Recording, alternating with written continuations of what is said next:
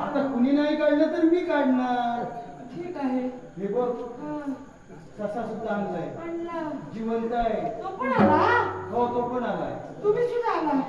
मी सुद्धा नव्हे, मी आलोय.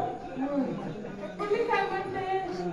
आता औषध कोण देणार? देणार म्हणजे अगं ज्या वैद्यराजांनी हे औषध सिद्धी केलं तेच देणार.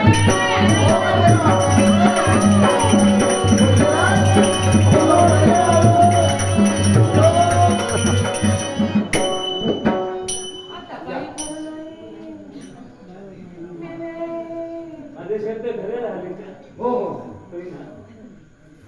वाघीण जिवंत करून आली. हो क्षत्रिय आहे मी बरोबर पारखतोय.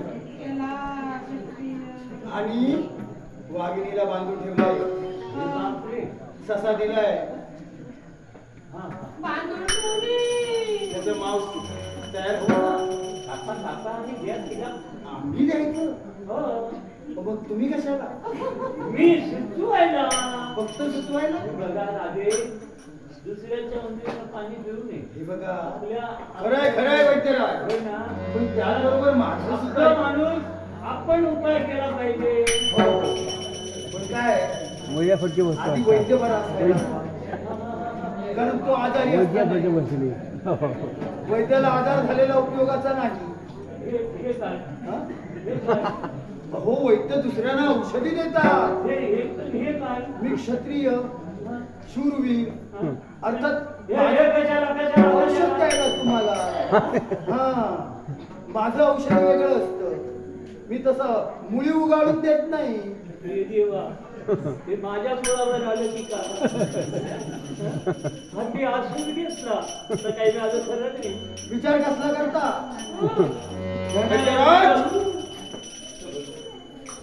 काय झालं? नाही काय नको? मी त्यातला नाही. कोण?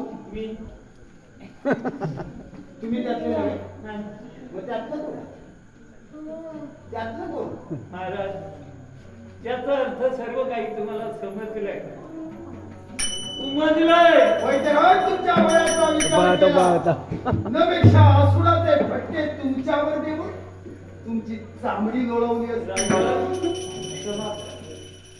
तुम्ही गुणवंत आहात आणि गुणवंताचं लक्षण क्षमा आहे तेव्हा तिनं मला आम्हीच दाखविलं. कशाचं?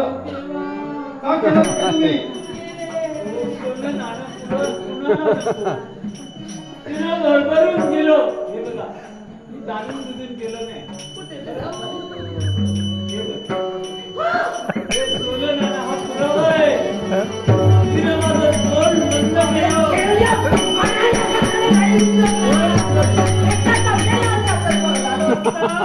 मेली असती राजाला मरण्याचं नाव. वैद्यराज माझं आमिष तिनं तुम्हाला दाखविलं. होय राजे. तुम्हाला धन द्रव्य दिलं म्हणून तुम्ही आमच्या जीवावर उठला. राजे प्रत्येकाला आपला जीव प्रिय असतो. तिनं सत्तेचं जोखड माझ्या समोर ठेवलं. मला म्हणाली मी राणी महाराणी आहे. जर तू हे केलं नसशील एवढं धन देऊन सुद्धा ऐकलं नसशील तुझ्या बायका पोरांची कत्तल करील. तुझ्या घरादाराला आग लावील. तुमचा सर्व जीवन उद्ध्वस्त करील. तेव्हा माझं तुला चुकून होईल. आणि तिनं खोटं बोलायला सांगितलं केलं तेव्हा असत्य भाष्य करून तुम्ही राजद्रोह केला. लखाच्या वशिल्याला वशिल्याचं कार्य केलं. धनाच्या अपेक्षेने केलं. स्वतःचा जीव वाचावा म्हणून आमचा जीव तुम्ही मृत्यूमुखी पाडू पाहत होता. वैद्यराज,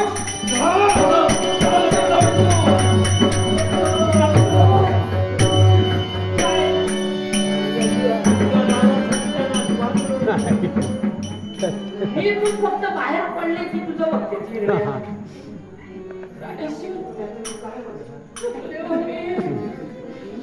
लक्ष वाटतं मी हात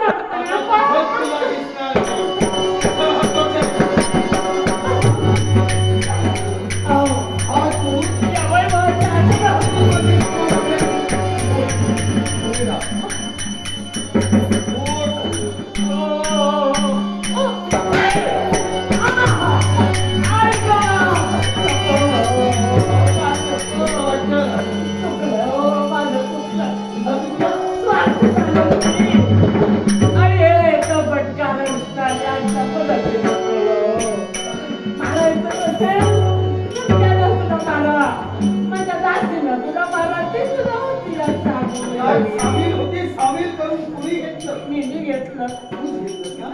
सामील करून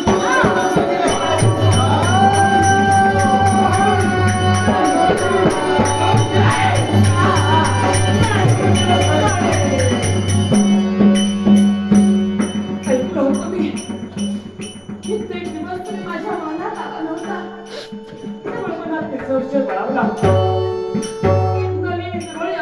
उत्तर घेण्यासाठी गेले मी भगवंताला ऐकलं. राजगाडीवर बसेल तुझा पुत्र बसेल. तुम्ही ठरविलं राजगाडीवर बसणार तर माझा मुलगा. आणि म्हणून एका पटका रस्त्यावर राज्याच्या संपत्तीत आम्ही लागलो. चांडाळी हे तुझ्या मनात होतं तर यापूर्वी का सांगितलं नाही? कसं सांगणार? बघा माझा वाळ राज्याचा स्वार्थी नव्हे. तुझ्या मुलाला राजगादीवर विराजमान केलं असतं. त्यानं त्याच्यावर छत्र सामोरं धरली असती. माझ्यापर्यंत त्याच्या जागे त्याच्या जीवावर गाव होती. पण तुम्ही जर का माझ्या सदनात आला असता तर हे सगळं मी तुमच्याशी सांगून असते. तुम्ही आलातच नाही म्हणून तिरस्कारानं पेटून उठले मी. मला हे सगळं करावं लागलं. याला कारणीभूत तुम्ही आहात. याला कारणीभूत तुम्ही आहे. हो याला कारणीभूत तुम्ही आहे. आणि माझ्या बाळाचा गळाभोवती दोन्ही हसणारी हात पडला. आणि त्या तुमचा